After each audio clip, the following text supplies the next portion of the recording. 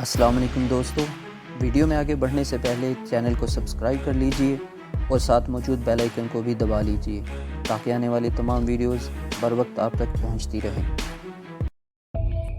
ماں نے 2-3 جگہ رشتے دیکھے پر تسلی نہیں ہوئی۔ آپ کو پتہ ہی ہے کہ لڑکیوں کی عمر کتنی جلدی گزرتی چلی جاتی ہے۔ لڑکی 22-23 سے اوپر ہو جائے تو اچھا رشتہ ملنا اور بھی مشکل ہو جاتا ہے۔ ہماری آپا کے ساتھ بھی یہی ہو رہا تھا۔ وقت گزر رہا تھا پر کہیں کوئی بات نہیں بن رہی تھی۔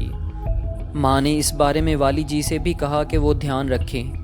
دوسرے ملنے جلنے والوں کے کانوں میں بھی بات پہنچائی مگر کہیں سے کوئی رستہ نہیں نکلا۔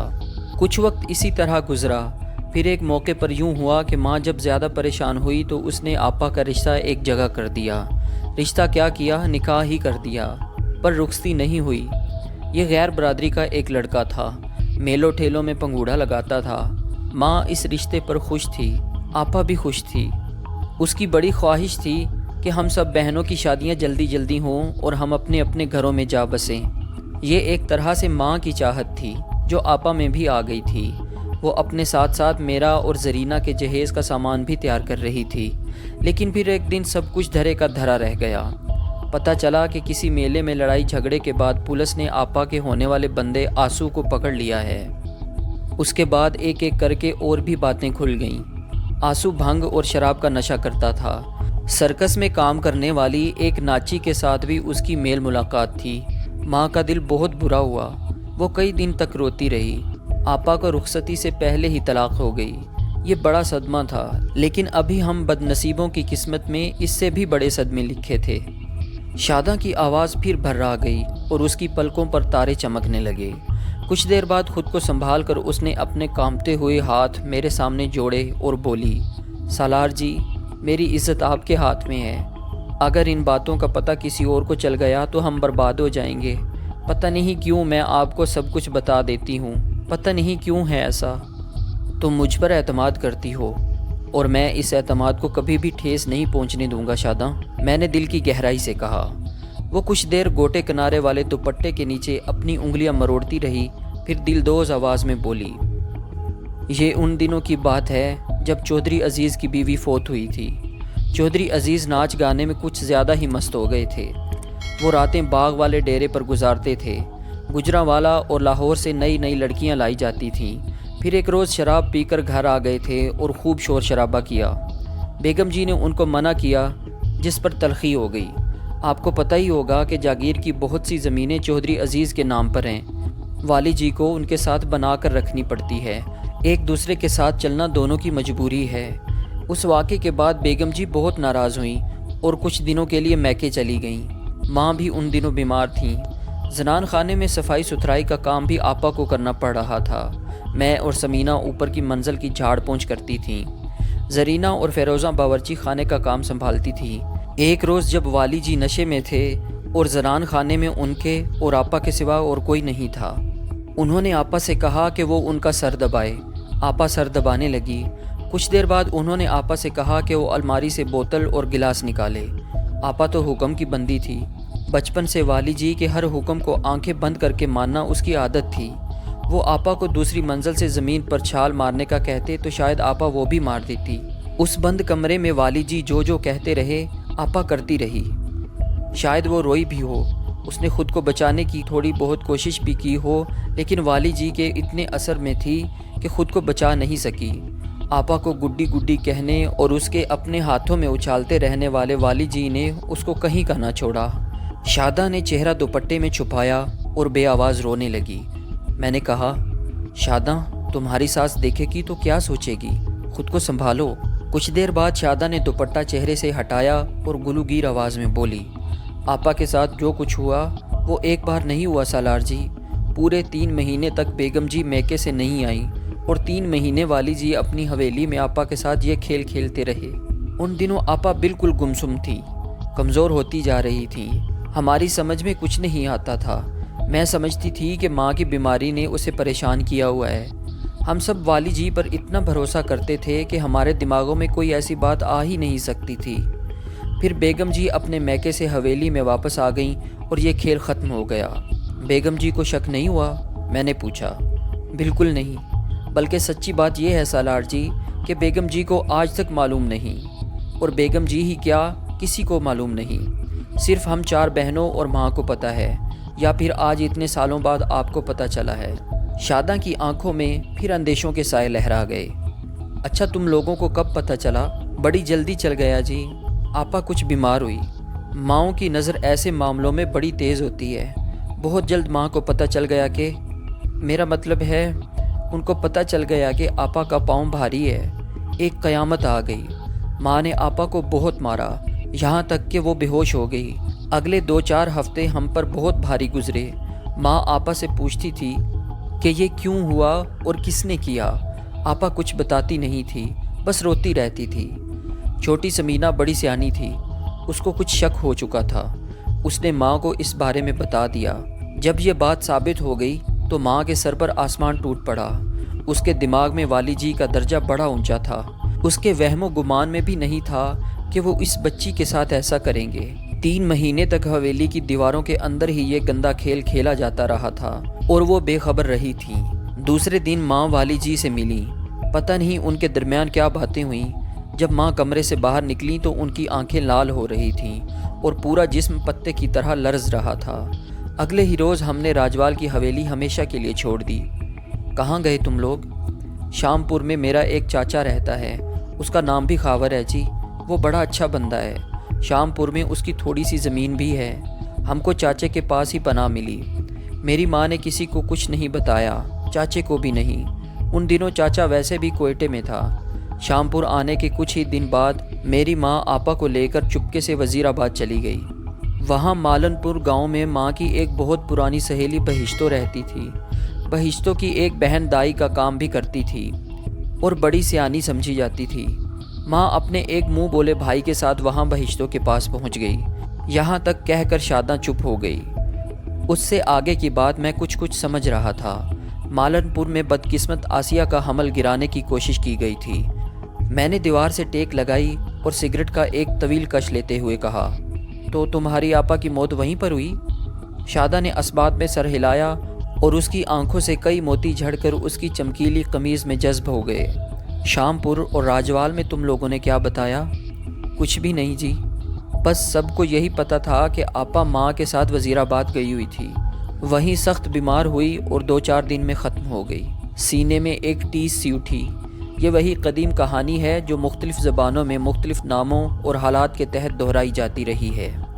کبھی آقا اور کنیز، کبھی راجہ اور حرم، کبھی مالک اور ملازمہ۔ طاقت اپنا خراج وصول کرتی ہے، کمزوری اور محکومی سسکیوں اور آہوں کے درمیان یہ خراج دیتی ہے۔ جاگیردار ارباب عرف والی جی نے بھی وہی کچھ کیا تھا جو اس قبیلے کے لوگ کرتے ہیں۔ وہ خوبرو آسیہ کو گڈی گڈی کہتا تھا، گڈی ہی کی طرح اسے ہواؤں میں اچھالتا تھا اور اس معصوم کی شرارتوں سے لطف اندوز ہوتا تھا، لیکن وقت آنے پر وہ صرف ایک حاکم مرد بن گیا تھا اور وہ گڈی اس کے بستر ہوس پر روندی گئی تھی، بڑی خاموشی اور بڑی اطاعت مندی کے ساتھ۔ وہ بچپن میں آنکھیں بند کر کے والی جی کی باہوں میں چھلانگ لگایا کرتی تھی۔ جب اسے جوانی میں یہ حکم دیا گیا تو بھی اس نے پورا کیا، اور پھر خاموشی سے شام پور میں میاں جی کے قبرستان میں جا سوئی۔ اس روداد نے میرے دل پر اثر کیا۔ میں نے آسیہ کو دیکھا نہیں تھا، اس کا بچپن، نہ اس کی جوانی، نہ اس کے وہ کپڑے جو وہ جہیز کے لیے تیار کرتی تھی، نہ اس کی وہ آنکھیں جن میں اچھے دنوں کے سپنے تھے۔ پھر بھی میرے دل پر ایک وزنی بوجھ پڑ گیا۔ میں سوچنے لگا، کیا اس شخص نے بھی ایسا بوجھ محسوس کیا ہوگا جس کے ہاتھوں نے یہ ظلم کمایا؟ شاداں کا دیور تختی لکھنے کے بعد اب ہل ہل کر قاعدہ پڑھ رہا تھا۔ ہلکی سی دھوپ نکل آئی تھی، مٹی کی گیلی دیواروں سے بھوسے کے تنکے چمکنے لگے۔ میں نے نیا سگریٹ سلگاتے ہوئے کہا، والی جی یہاں کیا کرنے آئے تھے؟ وہ سمجھتے ہیں کہ ان کا آخری وقت قریب ہے، وہ چاہتے ہیں کہ ماں انہیں معاف کر دے۔ ان کے دل میں یہ وہم بھی بیٹھا ہوا ہے کہ جب تک ماں انہیں معاف نہیں کرے گی وہ مر بھی نہیں سکیں گے۔ اپنی بڑھتی ہوئی بیماری کو بھی وہ اپنے اس گناہ کا نتیجہ ہی سمجھتے ہیں۔ مجھے بلقیس بیگم کی وہ ساری باتیں یاد آئیں جو وہ اس حوالے سے کرتی رہتی تھیں۔ انہیں یقین تھا کہ کوئی گہرا دکھ ان کے شوہر کو اندر ہی اندر کھاتا ہے اور وہ ہر وقت کسی اندیکھی تکلیف میں رہتے ہیں۔ چند دن پہلے انہیں دل کا دورہ پڑا تھا اور ایسا تب ہوا تھا جب وہ چوری چھپے شام پور سے ہو کر واپس آئے تھے۔ میں نے شاداں سے پوچھا، چند روز پہلے والی جی شامپور آ کر تمہاری ماں جی سے ملے تھے؟ شاداں نے اشک بار آنکھوں کے ساتھ نفی میں سر ہلایا۔ وہ ملنے آئے تھے لیکن ماں نہیں ملی تھی۔ اس نے دروازہ ہی نہیں کھولا تھا، بس دروازے کی دوسری طرف سے ہی 2-4 باتیں کی تھیں۔ کیا اس سے پہلے بھی انہوں نے ایسی کوئی کوشش کی؟ ہاں جی، 1-2 بار ایسا ہوا، لیکن ماں نے ان سے بات نہیں کی۔ وہ کبھی بات نہیں کرے گی، اس کے دل پر بڑے گہرے زخم ہیں جی۔ میں تقریباً آدھ گھنٹہ مزید شاداں کے گھر رکا۔ شاداں کی ساس بھی ہمارے قریب ہی بیٹھی رہی۔ وہ کچھ سن نہیں سکتی تھی، بس ہونٹوں کی حرکت سے اندازے لگانے کی کمزور کوشش کرتی تھی۔ دیہات کی عام بوڑھیوں کی طرح اس کی آنکھوں میں بھی موتیا اتر چکا تھا۔ اسے کچھ پتہ نہیں تھا کہ 2 دن پہلے جو شخص برستی بارش میں چادر میں لپٹایا ان کے گھر آیا تھا، وہ علاقے کا با اثر ترین شخص جاگیردار والی جی تھا۔ وہ میرے بارے میں بھی بس اتنا ہی جانتی تھی کہ میں شاداں کے میکے گاؤں کا ہوں اور ایک بھائی کی طرح اس کے پاس بیٹھ کر باتیں کر رہا ہوں۔ خالص دیہاتی ماحول میں اس قسم کا میل ملاقات عجیب نہیں ہوتا۔ شاداں نے اپنے شوہر کو بھی والی جی کی آمد کے بارے میں ابھی تک کچھ نہیں بتایا تھا۔ میں شاداں کے گھر سے دل پر ایک بوجھ سا لے کر واپس آ گیا۔ رات کو انٹر کام پر بیگم بلقیس سے بات ہوئی۔ آج کہاں غائب رہے ہو سارا دن؟ انہوں نے پوچھا۔ آپ کو کیسے پتہ چلا؟ تاجو بتا رہی تھی کہ تمہارا کمرہ بند پڑا ہے۔ بس ذرا کام سے نکلا ہوا تھا، میں نے کہا۔ مجھے بیگم بلقیس کی فکر مندی اچھی لگی۔ کچھ چپ ہو، انہوں نے کہا۔ آپ بھی تو چپ ہیں۔ ہاں، انہوں نے ایک طویل سانس لی۔ میں واقعی پریشان ہوں خاور، والی جی کی کچھ سمجھ نہیں آ رہی۔ کوئی نئی بات ہوئی ہے؟ ہاں، کل رات پچھلے پہر میری آنکھ کھلی۔ والی جی پلنگ پر نہیں تھے۔ میں نے اٹھ کر دیکھا، وہ چھوٹے کمرے میں بستر پر لیٹے ہوئے تھے، ایک بازو موڑ کر آنکھوں پر رکھا ہوا تھا۔ وہ رو رہے تھے خاور، میں نے انہیں زندگی میں پہلی بار روتے ہوئے دیکھا ہے۔ آخری الفاظ کہتے کہتے بیگم بلقیس کی اپنی آواز بھی بھرا گئی اور وہ خاموش ہو گئیں۔ کتنی ہی دیر بعد ان کی اشک بار آواز دوبارہ ابھری۔ وہ بہت دکھی ہیں خاور، مجھ سے ان کا دکھ دیکھا نہیں جاتا۔ ان کی حالت بھی دن بدن خراب ہو رہی ہے۔ آج بھی تیز بخار ہے، بازو میں ہلکا درد ہوتا ہے۔ کل سے کچھ کھایا بھی نہیں انہوں نے۔ والی جی کی بگڑتی ہوئی صحت اور ان کی پریشانی کے بارے میں ہم کچھ دیر باتیں کرتے رہے۔ میں نے بیگم بلقیس کو اس نہایت اہم ملاقات کے بارے میں کچھ نہیں بتایا جو آج شاداں سے ہوئی تھی۔ بہرحال بیگم بلقیس کو تسلی تشفی دے کر میں نے انٹر کام بند کر دیا۔ میرے ذہن میں ہلچل سی مچی ہوئی تھی۔ میں والی جی کا دکھ جان چکا تھا۔ ایک نہایت سنگین غلطی کے بعد وہ پچھتاوے کی آگ میں جل رہے تھے۔ میں نے کہیں پڑھا تھا کہ جن برے لوگوں کی فطرت میں تھوڑی بہت اچھائی ہوتی ہے، وہ عمر کے آخری حصے میں اپنی غلطیوں پر نادم ہوتے ہیں اور پچھتاوے آسیبوں کی طرح انہیں گھیر لیتے ہیں۔ شاید اس جاگیر کے کرتا دھرتا والی جی کے ساتھ بھی یہی کچھ ہو رہا تھا۔ جواں مرگ گڈی کی موت ان کے دل کا روگ بنی ہوئی تھی۔ وہ اماں دلشاد سے معافی کی صورتحال میں اس روگ سے چھٹکارا چاہتے تھے۔ والی جی جیسے بھی تھے، ان کے لیے میرے دل میں نرم گوشہ ہمیشہ رہا تھا اور اب بھی تھا۔ میں نے فیصلہ کیا کہ میں اس مشکل وقت میں ان کی مدد کروں گا۔ در حقیقت بیگم بلقیس اور والی جی کے لیے کچھ بھی کرنے کے لیے میرے گرم جسم میں لامحدود توانائی ہر وقت موجود رہتی تھی۔ اگلے روز بارش اور کڑاکے کی سردی تھی، مگر میں تانگے، بس اور پھر تانگے کا طویل سفر کر کے وزیرآباد سے آگے مالن پور گاؤں میں پہنچا۔ یہاں مجھے کون پہچان سکتا تھا؟ ایک عام شخص کی حیثیت سے میں قریباً 6 گھنٹے مالن پور میں رہا۔ میں وہاں ریاضی کے ایک ماسٹر جمیل صاحب سے ملا اور عمومی انداز میں ان سے بات چیت کرتے ہوئے کچھ معلومات حاصل کی۔ شاداں کی باتوں کی تصدیق ہوئی۔ بہشتو نامی عورت کی دایا بہن واقعی اس گاؤں میں ہی موجود تھی۔ یہ پتہ چلا کہ وہ حمل ضائع کرنے کا کام بھی کرتی ہے اور پچھلے چند سالوں میں کچھ عورتیں یہ کام کرواتے ہوئے اس کے ہاتھوں جان سے بھی گئی ہیں۔ میں کھیتوں میں کام کرتے ہوئے ایک 18-20 سالہ لڑکے سے بھی ملا۔ یہ بہشتوں کا چھوٹا بیٹا تھا۔ میں نے باتوں میں اس سے پوچھا کہ اس کی والدہ کی ایک سہیلی ڈسکے کے گاؤں شامپور میں بھی رہتی ہے۔ اس نے ہاں میں جواب دیا اور بتایا کہ کچھ دن پہلے ان کی بیٹی کی شادی تھی۔ ہمیں بلاوا آیا تھا پر ہم جا نہ سکے۔ وہ بس اتنا ہی بتا سکا۔ اسی روز رات کو 8-9 بجے کے قریب میں شامپور میں اماں دلشاد کے گھر میں تھا۔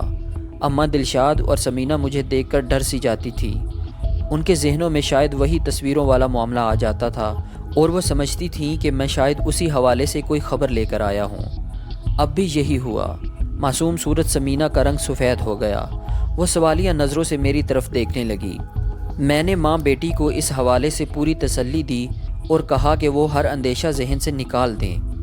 اماں دلشاد کی آنکھوں میں نمی آ گئی اور وہ مجھے دعائیں دینے لگی۔ کچھ ہی دیر بعد میں اور اماں دلشاد علیحدہ کمرے میں آمنے سامنے بیٹھے تھے۔ میں نے کہا، اماں جی، آج میں آپ سے ایک بہت خاص بات کرنے آیا ہوں۔ پاشے کے بارے میں۔